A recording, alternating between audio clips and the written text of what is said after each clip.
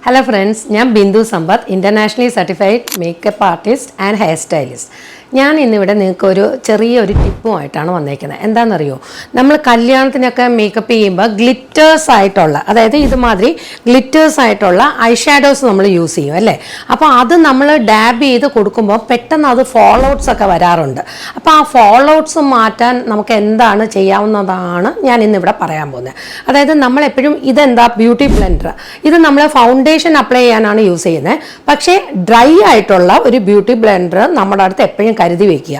കാരണം ഇതുമാതിരിയുള്ള fall outs വരുമ്പോൾ അത് വെച്ചിട്ട് ഡാബ് ചെയ്ത് അതിനെ നമുക്ക് ഫുൾ ആൻഡ് ഫുൾ മാറ്റാൻ പറ്റും. അതിനുശേഷം ഒരു ടിഷ്യൂ പേപ്പർ വെച്ച്, അതായത് ഡ്രൈ ടിഷ്യൂ പേപ്പർ വെച്ച് വൈപ്പ് ചെയ്യുക.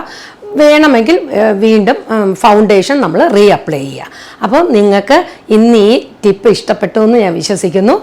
വീണ്ടും പുതിയ ടിപ്പുകളുമായിട്ട് ഞാൻ വരുന്നതായിരിക്കും. അതിനെ മറക്കാതെ ഈ പേജ് ഫോളോ ചെയ്യുക, ലൈക്ക് ചെയ്യുക, ഷെയർ ചെയ്യുക. Thank you.